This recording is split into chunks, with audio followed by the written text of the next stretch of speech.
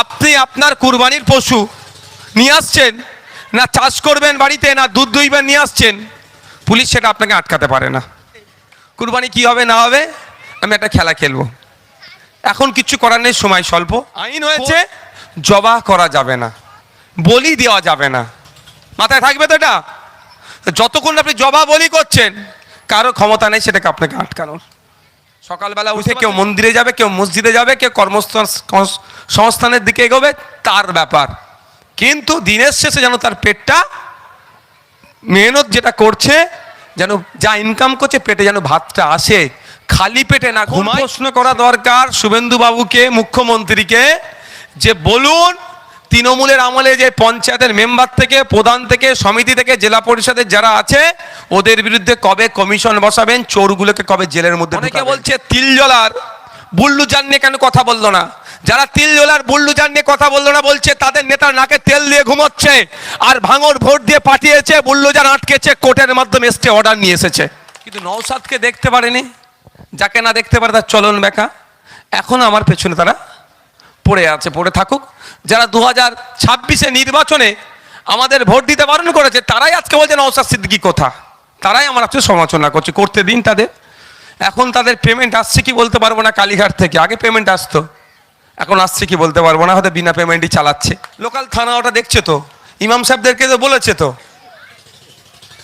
Local থানা আছে, ইমাম সাহেবদেরকে বলেছে, সব দেখেছে তোরা। দেখুন এখন সময় স্বল্প, আমি একটা ভ্যাকেশন আসবে, এই ভ্যাকেশন মানে ওদের একটা ছুটি পড়বে কোর্টের ছুটির পরে আমি একটা খেলা খেলবো, এটুকু বলে যাচ্ছি। এই নিয়ে এত এত টেনশন, তো এই টেনশন তো এই সামনে কুরবানি কি হবে না হবে, আমি একটা খেলা খেলবো, এখন কিচ্ছু করার নেই, সময় স্বল্প। কোর্ট একটা অর্ডার, আমার গাড়িতে অর্ডার কপিও আছে, 1950 সালের আইন ছিল, 2018-তে একটা মামলা হয়েছিল, তার বেসিসে যে গাইডলাইন দিচ্ছে, যেটা আইন আছে, আইনের বাইরে আমি যেতে পারবো না, সেটাকে মান্যতা দিয়ে চলবেন। তবে একটা কথা আমি জোর গলায় বলে যেতে পারি, আপনি আপনার কুরবানির পশু নিয়ে আসছেন, না চাষ করবেন বাড়িতে, না দুধ দুইবেন নিয়ে আসছেন, পুলিশ সেটা আপনাকে আটকাতে পারে না।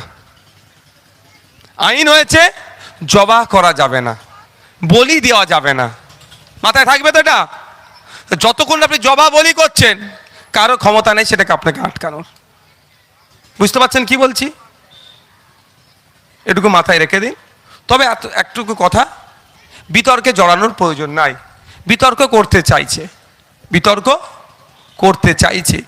এখন প্রশ্ন করা দরকার শুভেন্দু বাবুকে, মুখ্যমন্ত্রীকে, যে বলুন তৃণমূলের আমলে যে পঞ্চায়েতের মেম্বার থেকে, প্রধান থেকে, সমিতি থেকে, জেলা পরিষদের যারা আছে, ওদের বিরুদ্ধে কবে কমিশন বসাবেন, চোরগুলোকে কবে জেলের মধ্যে ঢুকাবেন।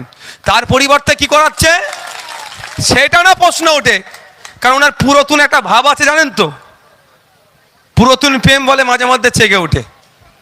পুরাতন প্রেম নয়, 2020 সাল পর্যন্ত প্রেম করেছে, মানে একসাথে ছিল, এখন ডিটাচ হয়েছে, তো পুরাতন প্রেমকে ভুলতে পারছে না। ওই জন্য তো দুর্নীতিগ্রস্তগুলোকে জেলে ঢুকানোর দরকার, তার পরিবর্তে এখন এই নিয়ে আপনাকে মজিয়ে রাখতে চাইছে। প্রশ্ন করা এখন দরকার যে কবে শিক্ষক নিয়োগ হবে স্কুলে, কবে। এই আমাদের দেখছিলাম একটা হসপিটালে রাজ্যের এক মন্ত্রী মহাশয়া গিয়ে চিৎকার চেঁচামেচি করছে, এইটা নয় কেন, সেইটা নয় কেন, হ্যান কেন না কেন, খুব ভালো কথা। কিন্তু সুইপার যারা, পরিষ্কার যারা করবে, প্রায় 40% শূন্য পদ আছে। পরিষ্কার করার লোক লাগবে তো, তবেই তো পরিষ্কার হবে। এই যে আমি এখানে এসে বক্তব্য দিচ্ছি, এটা যদি না আমার লোক থাকতো তৈরি করার, তাহলে এইগুলো থাকতো কি, মাইক থাকতো, তাহলে আমাকে এসে এমনি খালি মুখে বলতে হতো। তো সুইপারই তো পরিষ্কার করবে, 40% এখন সুইপার শূন্য পদ আছে। তাহলে ওনার উচিত ছিল হসপিটালে গিয়ে ওই ডায়লগ বিনিময়ের সাথে সাথে ঘোষণা করে দেওয়া যে আগামী 3 মাসের মধ্যে যত শূন্য পদে সব পূরণ হয়ে যাবে। এই প্রশ্নটা করার সুযোগ দিচ্ছে না, আপনাকে এখানে মজিয়ে রেখে দিয়েছে। প্রশ্ন করতে হবে ফেক ST/SC সার্টিফিকেট কবে বাতিল করবেন, প্রকৃত যারা এসসি দলিত হিন্দু যারা, তাদেরকে বাদ দিয়ে নকল দলিত হিন্দু সেজে প্রকৃত দলিতদের অধিকার কেড়ে নিচ্ছে চাকরিতে, উচ্চশিক্ষায়, সংরক্ষণে। প্রশ্ন করা তো দরকার এখন, সেটা তো বলা দরকার, ওনার ঘোষণা দেওয়া সব বাতিল, নতুন করে হবে, কিন্তু সেটা খুঁজে পাওয়া যাচ্ছে না। তো আমাদেরকে ভুললে চলবে না, রুজি রুটির লড়াই আমাদের বাঁচাতে হবে। মানুষের অধিকার, সকালবেলা উঠে কেউ মন্দিরে যাবে, কেউ মসজিদে যাবে, কেউ কর্মসংস্থানের দিকে এগোবে, তার ব্যাপার, কিন্তু দিনের শেষে যেন তার পেটটা, মেহনত যেটা করছে, যেন যা ইনকাম করছে পেটে যেন ভাতটা আসে, খালি পেটে না ঘুমায়, সেটা আইএসএফ বামপন্থীরা দেখবে। এই জন্যই তৃণমূল বিজেপির সাথে আইএসএফ বামপন্থীদের এইটা পার্থক্য। আমরা ভাঙড়ের মাটি, সম্প্রীতির মাটি, ঐক্যের মাটি। আমি বিধায়ক হিসাবে গুটি কয়েক কথা বলবো। ভাঙড়ের মাটি সম্প্রীতির মাটি, ঐক্যের মাটি। আমি জোর গলায় বলি, ভাঙড়ে হয়তো রাজনৈতিক ঠেলাঠেলি হয়েছে, রাজনৈতিক হিংসা হয়েছে, ভাঙড়ে কিন্তু আমরা সম্প্রীতিকে বিনষ্ট হতে দিইনি। তো এটা আমাদেরকে ধরে রাখতে হবে। এই রবি ঠাকুরের মাটি, কাজী নজরুলের মাটিতে কোনো রকম সাম্প্রদায়িক শক্তিকে আমরা জায়গা দেব না। মানুষ পরিবর্তন চেয়েছিল, তৃণমূলের হাত থেকে পরিত্রাণ পেতে চেয়েছিল। বড় শক্তি হিসাবে অনেক মানুষ বিজেপিকে গ্রহণ করেছে, কিন্তু বিজেপিকে মানুষ ভালোবেসে গ্রহণ করেনি। তৃণমূলের অত্যাচারের হাত থেকে বাঁচার জন্য, তৃণমূলের এই সিন্ডিকেট, তৃণমূলের এই তোলাবাজি, তৃণমূলের এই হিংসা, তৃণমূলের এই জমি কেড়ে নেওয়া, তৃণমূলের সব অনৈতিক কাজের হাত থেকে বাঁচার জন্য মানুষ বিজেপিকে ভোট দিয়ে ক্ষমতায় নিয়ে এসছে। তাই আমাদের কাজ হবে যে সরকার যেটা চলছে, সরকার যাতে সঠিক চলে সেই নজর রাখা। গতকালকে বিধানসভাতে আমি একটা বিষয়, শুভেন্দু অধিকারীর ভালো বিষয়টাকে আমি স্বাগত জানিয়েছি। তৃণমূলে তো বাটপারের দল, চোরের দল, ওদের সহ্য হয়নি। কি আমি স্বাগত জানিয়েছি, বিধানসভার মধ্যে বিধায়করা কি বলছে না বলছে এতদিন জানা যেত না, ডাইরেক্ট জানতে পারতেন না। আমি অনেক আগে বিধানসভায় দাবি তুলেছিলাম, পাবলিক ডোমিনেও দাবি তুলেছিলাম যে বিধানসভায় বিধায়করা কি বলছে সরাসরি রাজ্যের মানুষ দেখুক। তো গতকালকে শুভেন্দু অধিকারী মহাশয় অর্থাৎ রাজ্যের মুখ্যমন্ত্রী বললেন এবার থেকে বিধানসভায় বিধায়করা কি করছে না করছে সরাসরি দেখতে পাবে। এটা ভালো জিনিস না খারাপ জিনিস ভাই? তো শুভেন্দু অধিকারী মহাশয় তথা মুখ্যমন্ত্রী এই ভালো জিনিসটা করেছে, তো ভালোকে ভালো বলবো না খারাপ বলবো ভাই? আর দাবিটা তো আমাদের দীর্ঘদিনের, তাই উনাকে ধন্যবাদ, মানে কি এটাকে কৃতজ্ঞ জানিয়েছি, ওয়েলকাম জানিয়েছি যে এই যে ব্যবস্থাটা নিয়ে আসছেন এটাকে স্বাগত জানাচ্ছি। এটা আবার কিছু তৃণমূলের ভাইদের বুকে যন্ত্রণা হচ্ছে, মানে এইটা ওনারা বুঝাতে চাইছে। শুভেন্দু অধিকারী যদি বলে সূর্য পূর্বে উঠে পশ্চিমে অস্ত যায়, তাহলে নওশাদ সিদ্দিকীকে বলতে হবে সূর্য পশ্চিমে উঠে পূর্বে অস্ত যায়। বুঝতে পারছেন না? মানে ওর বিরোধী করতেই হবে। আরে ভাই বিরোধিতা করবো অবশ্যই, ভুলের গুলো করবো তো, সময় অনেক আছে। অনেকে বলছে তিলজলার বুল্লু জান নিয়ে কেন কথা বললো না? যারা তিলজলার বুল্লু জান নিয়ে কথা বললো না বলছে তাদের নেতার নাকে তেল দিয়ে ঘুমোচ্ছে, আর ভাঙড় ভোট দিয়ে পাঠিয়েছে, বুল্লু জান আটকেছে, কোর্টের মাধ্যমে স্টে অর্ডার নিয়ে এসেছে। হ্যাঁ, এটাও বলার টাইম আছে। কখন? রাজ্যপালের ভাষণ হয়। একশো সংসদীয় রীতিনীতি এরা জানে না, তো তোলাতেই তো ব্যস্ত ছিল। পরের জমিটা কিভাবে দখল করে নেব, বিধবা ভাতা থেকে কাটিং কিভাবে করব, বার্ধক্য ভাতা থেকে কাটিং কিভাবে করব, এতেই এরা ব্যস্ত ছিল। যে অ্যাকচুয়াল কি বিধানসভার মধ্যে কিভাবে বিধানসভা হাউস চলে এরা জানে না। ওই সমালোচনার জায়গাটা কোথায়? কালকে ছিল শুধু ধন্যবাদ জ্ঞাপন, কিন্তু যখন সবাই একটু একটু করে বলছিল আমি একটু তুলে দিলাম। ওটা রাজ্যপালের ভাষণের ওপরে এই আলোচনাগুলো করতে হয়। হ্যাঁ, তো আলোচনা করব, বলে যাচ্ছি, আমি যদি ভুলে যাই মনে করিয়ে দেবে। রাজ্যপাল ভাষণের যখন দেবে তারপরে স্বপ্না বর্মন তৃণমূলের প্রার্থী হয়েছিল, তিনি একজন আন্তর্জাতিক খ্যাতি সম্পূর্ণ প্লেয়ার, তার বাড়িতে আগুন লাগিয়ে দিয়েছে। রাজ্যপাল ভবন ভাষণের সময় আমি এটা নিয়ে চর্চা করব, ছাড়বো না তো আমি।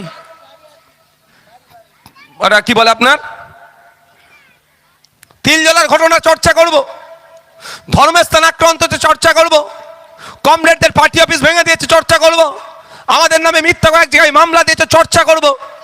ছাড়ার জায়গা নাই, কিন্তু সেটা তো একটা জায়গা আছে। তোমরা বিধানসভায় আলোচনা হচ্ছে, বিধানসভায় আলোচনা হচ্ছে কি মাছ নিয়ে। আমি যদি বলি আলুর দাম কম, লোক পাগল বলবে না আমাকে? কি বলছি বুঝতে পারছেন? হয়তো আলোচনা হচ্ছে ইন্ডাস্ট্রি নিয়ে। আমি তখন যদি বলি ভাঙড়ে বেশ কিছু এই ভাঙড়ে কৃষিভিত্তিক এলাকা, ভাঙড়ের ফসলগুলো যাতে ভালো করে হয় সেটা নিয়ে আলোচনা করে লোক পাগল বলবে না? প্রত্যেকটা বিষয় আলোচনার জন্য একটা টাইম থাকে, এই বিষয়টা আবার আলোচনা হবে। শিক্ষা 3 ঘন্টা থাকলো, 1.5 ঘন্টা শাসক পাবে, 1.5 ঘন্টা বিরোধীরা পাবে, তার মধ্যে আমি নওশাদ সিদ্দিকী হয়তো 5 মিনিট টাইম পেলাম। তো শিক্ষা নিয়ে আমাকে বলতে হবে। তো এবার শিক্ষা নিয়ে বলতে গেলে ভাঙড়ে একটা গার্লস কলেজ দিতে হবে, এই দাবিটা উঠবে। তো ভাঙড়ে শিক্ষা নিয়ে বলতে গেলে হিমঘর চালু করতে হবে, যদি বলে পাগল নাকি রে? তাহলে প্রত্যেকটা জিনিসের সময় আছে, নির্দিষ্ট টাইম আছে এবং নির্দিষ্ট টপিকের উপর আলোচনা করতে হয়। কিন্তু নওশাদকে দেখতে পারেনি, যাকে না দেখতে পারে তার চলন বেঁকা। এখন আমার পেছনে তারা পড়ে আছে, পড়ে থাকুক। যারা 2026 নির্বাচনে আমাদের ভোট দিতে বারণ করেছে তারাই আজকে বলছে নওশাদ সিদ্দিকী কোথা, তারাই আমার আজকে সমালোচনা করছে। করতে দিন তাদের। এখন তাদের পেমেন্ট আসছে কি বলতে পারবো না, কালীঘাট থেকে আগে পেমেন্ট আসতো, এখন আসছে কি বলতে পারবো না, হয়তো বিনা পেমেন্টই চালাচ্ছে। তারপরেও বলছি সমালোচনাকে আমি গ্রহণ করি, সমালোচনা করা ভালো, সমালোচনা করলে আমার ভুলগুলো আমি শুধরে নিতে পারবো। কিন্তু নন ইস্যুকে ইস্যু বানিয়ে উচিত নয়, ইস্যু ভিত্তিক সমালোচনা করা আমার পক্ষে। তাই আপনাদেরকে সত্যি বলছি, আমি আমার পক্ষ থেকে ধন্যবাদ জানাই। আজকে রাজ্যের মানুষ কিন্তু 80টার দিকে আর তাকাচ্ছে না, তাকাচ্ছে কোথায়? ভাঙড়ে। কোথায় তাকাচ্ছে? ভাঙড়ে। সাথে আশার আলো। আগে আমাকে ইনকিলাব জিন্দাবাদ একাই বলতে হতো, এবার আমি যদি ইনকিলাব বলি রানাদা বলবে জিন্দাবাদ, বা রানাদা বলবে, মোস্তাফিজুদ্দা বলবে ইনকিলাব, আমি কি বলবো? জিন্দাবাদ। মানে আমার সাথে গলা মিলানোর একটা লোক পাওয়া গেছে আমাদের জোটের। আরো অন্যরা এসছে, জোটের বাইরে এসেছে, কিন্তু আমরা আমার জোট নিয়ে ভাববো তো নাকি? লড়াই যখন কাঁধে কাঁধ মিলে একসাথে করেছি, সেই সময় আমার পাশে যারা ছিল না, এখন অত তাদের ভেবে লাভ নেই। তখন আমি আর বামপন্থীরা ছিলাম, বামপন্থীদের পক্ষ থেকে একজন এসছে, আমি আইএসএফের পক্ষ থেকে গিয়েছি। তাই বন্ধুগণ, আপনারা নিশ্চিন্তে থাকবেন। আরো সহজ হবে যে আপনাদের বিধায়ক বিধানসভার মধ্যে গিয়ে ঘুমায় না হাসতে হাসতে ছুরি চালায়, আপনারা বুঝতে পারবেন। কালকে বুঝতে পেরেছেন তো নাকি ভিডিওটা? আমি কিন্তু হাসি বলেছি, আমি ঝগড়া ঝামেলা করি না ওর ভিতরে, এটুকু বলে রাখছি। হাত পা ছোড়াছুড়ি আমি করতে পারি না, আমি মিষ্টিমুখী কথা বলি, কিন্তু যেগুলো বলি টু দ্য পয়েন্ট বলি। যার যেখানে ব্যথা পাওয়ার সে ঠিক সেখানে ব্যথা পায়। তাই আপনাদেরকে ধন্যবাদ জানাই। এখন আপনারা যারা আছেন সাধারণ মানুষজন, আমি অল্প সংখ্যক মানুষ নিয়ে এই জন্যই করেছি যে সরাসরি আপনারা আমাকে এসে বলতে পারেন সমস্যা কি।